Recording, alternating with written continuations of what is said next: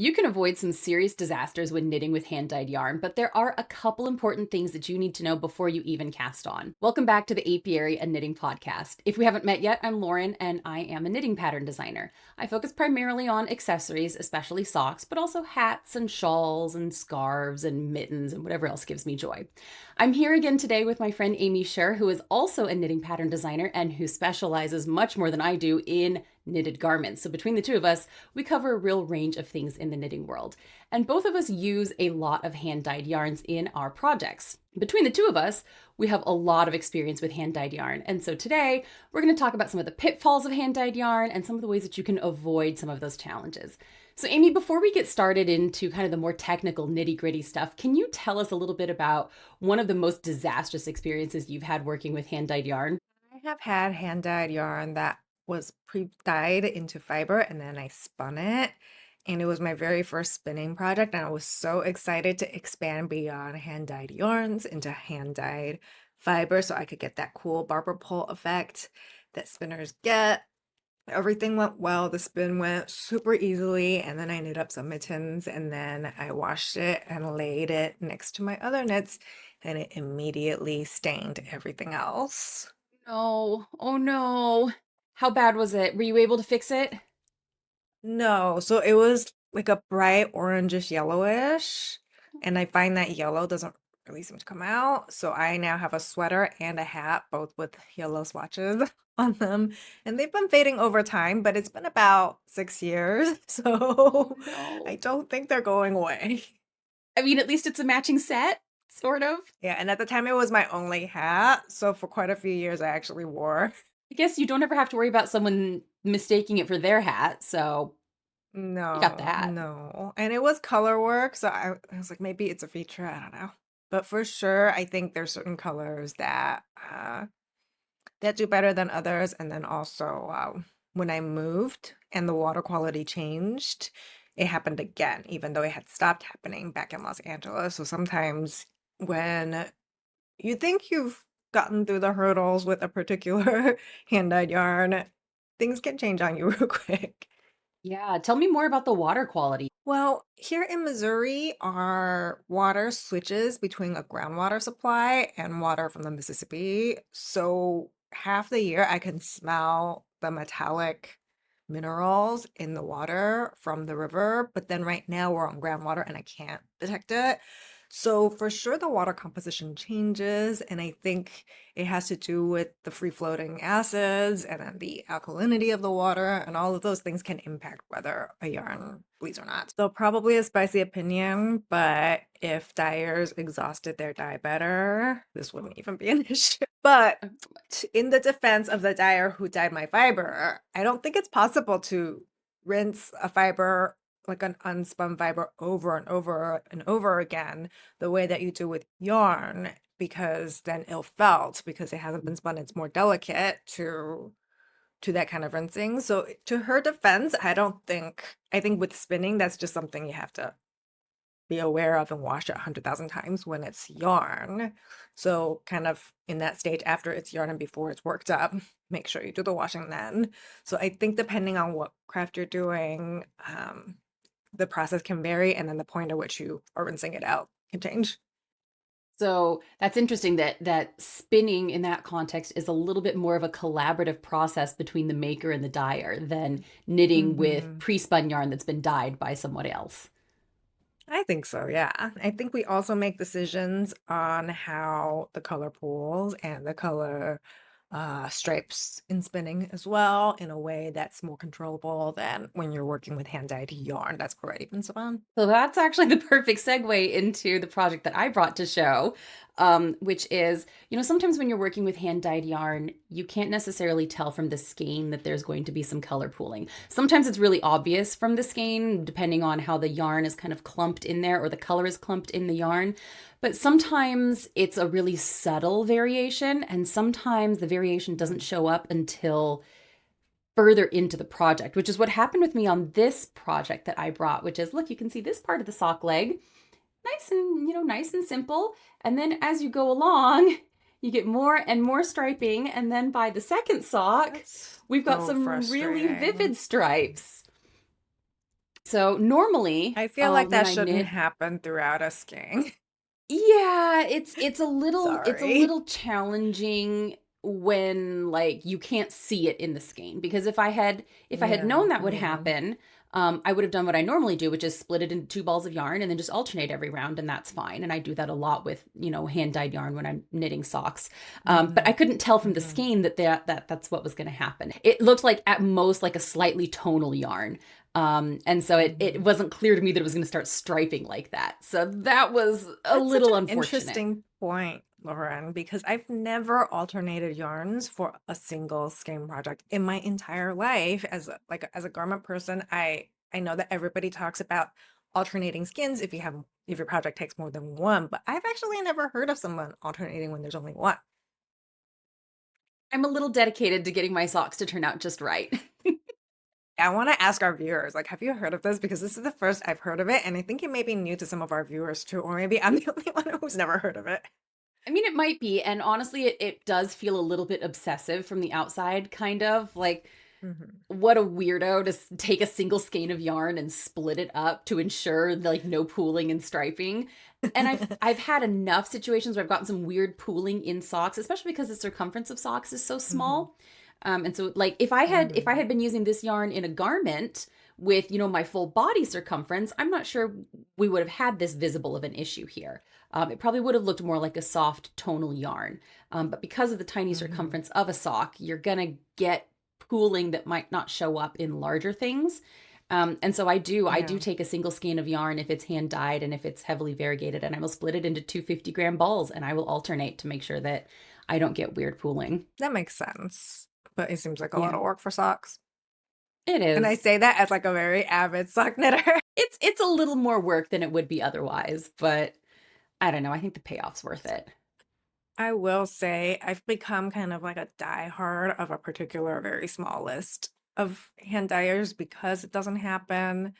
I once spoke with one of my favorite dyers, Geraldine at the Wandering Flock, and she said her hot take was that if you had your recipe dialed in, you don't have to alternate skins. Like if the dyers knows what they're doing. And I have really tested her statement, and truly, even over a large quantity for a garment, I've never had any odd pulling or skeins that have like a different like a color block situation when knitting a garment with her yarn ever. So maybe for her, there's something in her particular style of dyeing that's more accommodating to dialing it in and preventing this kind of pulling. And, you know, I know that that's not going to work for everybody. Not that, and every dyer has their own different process, but it seems that for some dyers, this is more of a lockdownable situation than for others. I think it depends in part too on kind of how you envision the yarn being used. So I think there are some Mm-hmm. dyers who know that kind of the bulk of their buyer base is knitting garments, or the bulk of their buyer base is Mm-hmm. knitting, small circumference things like socks and hats. And so they'll think about the color Yeah. spacing in terms of one or the other, but not necessarily both. Do you buy more hand dyed for garments or for accessories? Like, do you knit accessories? I know you knit accessories from hand dyed a lot, but do you knit many garments from hand dyed?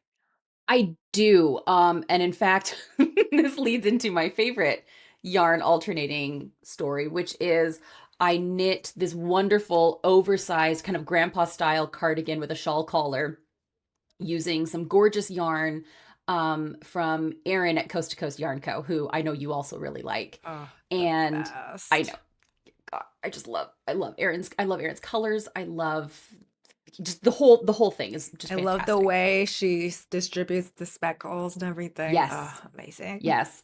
And this yarn was a beautiful, like creamy base with kind of rust and Hmm. orange and yellow, really light speckles on Hmm. it. So it doesn't feel kind of I know aggressively exactly what warm. you're talking about. Yes. Her colors are Yes. like, so I can see it. Here's the thing I did that was not my smartest idea.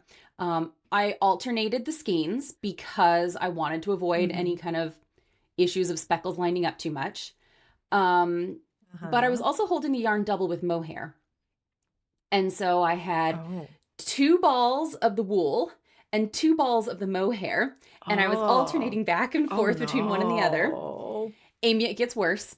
After I finished the cardigan, because I was just kind of spitballing this thing, it didn't fit me very well. Mhm. Because I did this I was one gonna back say, before I isn't that a really nightmare to understood. frog? That's what I did, Amy. I frogged it. And in fact, hold on, I have That's horrible. Oh, you still have it? Oh. I have not started the new sweater yet, but I'm I hopefully will hopefully next say month. though, at least you had the foresight to hold like each one with a ball of mohair because I feel like if he had held it all with one single strand of mohair, then it would have been impossible to separate. Yes. Yes, I agree. I know in the past, privately, you and I have talked about how like you should just cast on the garment and not be afraid that it doesn't fit. But that seems like a real situation where like not spitballing could have helped. You know what I mean? Like there's very few situations where I'm not like, oh, it's just yarn, like whatever, you can always rock it. But in that particular situation, oh my gosh, like that's horrible.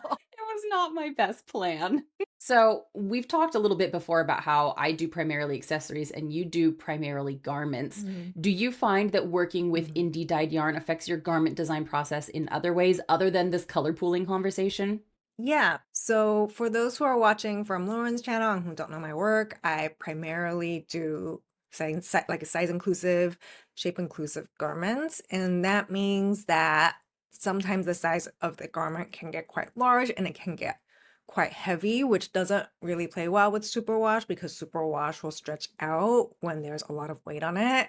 So when the fabric is hanging on the shoulders and it doesn't have the recovery of wool, then you can run into some problems. So I always, always, always recommend using non-superwash yarn, which can also be hand dyed, but then it comes with its own set of challenges because it does not show dye the same way that superwash does due to the way that the scales are arranged. I'm not particularly sure why that happens, but I do know that superwashes has a smoother surface since it has been kind of chemically permed and then coated in polymer. So it soaks up the dye a lot more readily, it soaks up water more readily, and that seems to create challenges in consistency when you're doing the same colorway on a non-superwash base. Yeah, I've noticed conversations over the years with knitters who have maybe bought yarn online and they'll get it and they'll say, this doesn't Mhm, match, the pictures on the website or the pictures on the Dyer's social media. mhm, And well, the pictures on the social mhm. media were the superwash base and you bought the non-superwash base or the mohair base. And,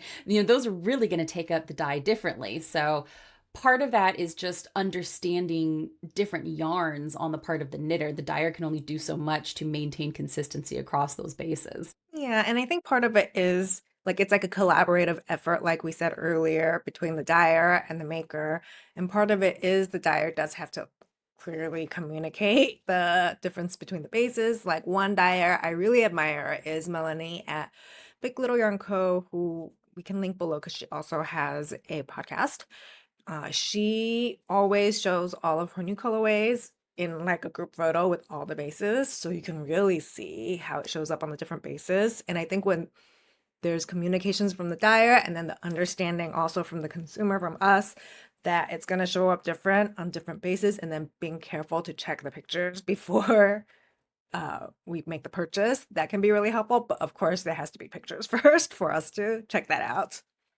I've noticed a few dyers doing that, and I think it's really Mhm. cool and really helpful. And also it's just visually really pleasant to see kind of the Oh range my of bases God. available and the range of color. I know. And even though I sell yarn, I feel like it's different than when you're a dyer. And then the selling point is these like really cool, really unique colorways. So then I don't really do marketing like that. And it's like incredible to behold. And I fall for it all the time. It's so effective. It works so Oh, well on me when they do that.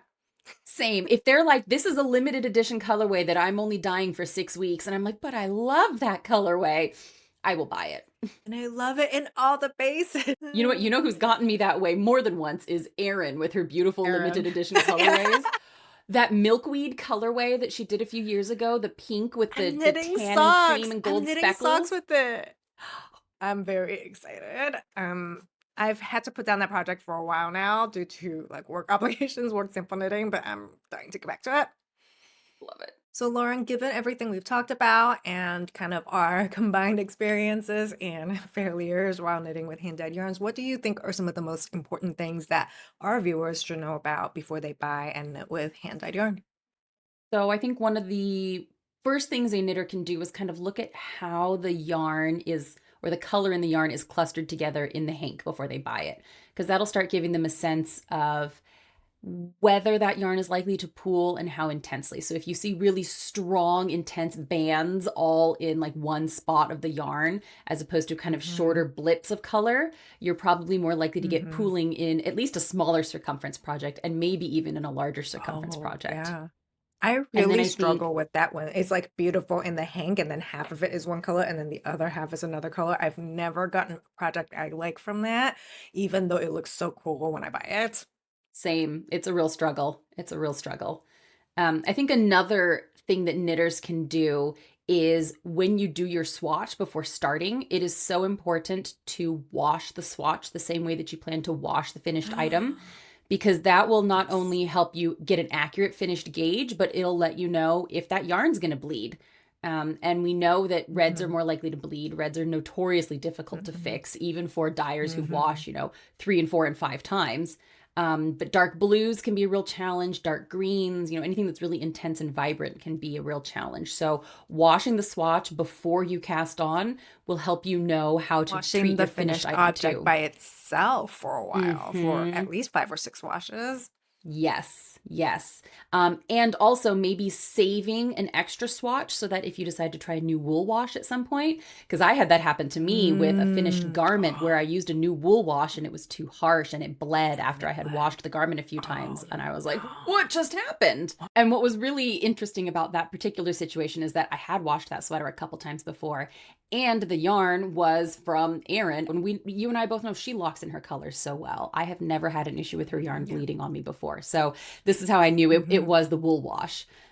So Oh it's my always gosh. really important to try out a new wool wash on like some leftover bits of yarn, some little scrappy bits. Actually, I will Mhm. link something down below. I have what I call my mending log, but it's basically just a way to keep track of Uh, scraps and your yarn. So there are pages that you can print out and put in a binder. You stick in the labels so that you keep track of what the fiber content is, who it came from, yada, yada, yada. And then that's there's a space so to keep a clump smart. of yarn. And That's then you can so use the smart yarn for because mending. recently, I will show you, but recently I received this little ball back with a sample that I sent out to a sample knitter, and I could not remember what I sent. So keeping better track of your leftovers may be a good idea. We eventually figured it out by like accounting the inventory, but it was a whole thing. Funny. Keep better track, keep That's better notes than me, funny. people.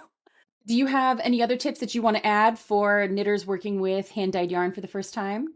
I would say if you have a color work project, it can be really hard to avoid problems because all the tips that we talked about thus far doesn't really help you if you have two colors in the same project, because if it's going to bleed, it's going to catch onto the yarn, and it's a whole thing. So I like to plop a few shout color catchers on the color work portions of my project while I'm washing it, and then keeping that first couple of washes really cold and really short, like 5, 10 minutes, and check on it.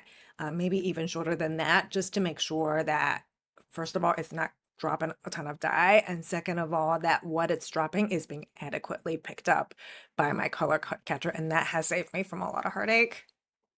Yeah, color work can be so challenging because you want a good contrast between your colors.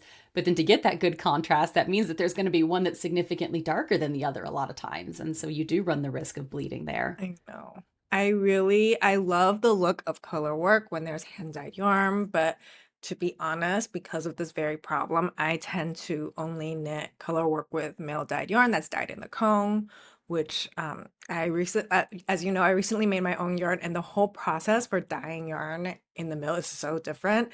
They put it on like a mesh cone, just like for weaving, and then they dunk the whole thing into the dye, and then it also gets pushed out from the center of the cone so that the inside and the outside of the cone gets permeated evenly. It's so cool.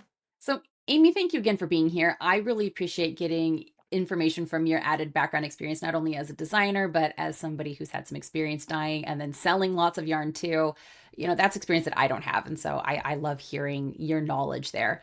For those of you who are watching, if you've also had any sort of, big fails working with hand dyed yarn, we would love to hear about it. Feel free to drop your stories down in the comments below. We would love to hear about what challenges you faced, things that you've done to fix some of those challenges that you've dealt with, tips and tricks that we haven't covered here, anything that you think might be helpful for newer knitters working with hand dyed yarn.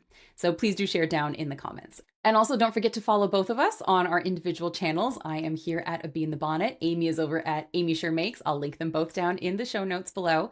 And we also have a playlist now for all of our kind of conversation podcast episodes. So I will link the playlist down below too. And otherwise, thanks for being here, and we'll see you next time.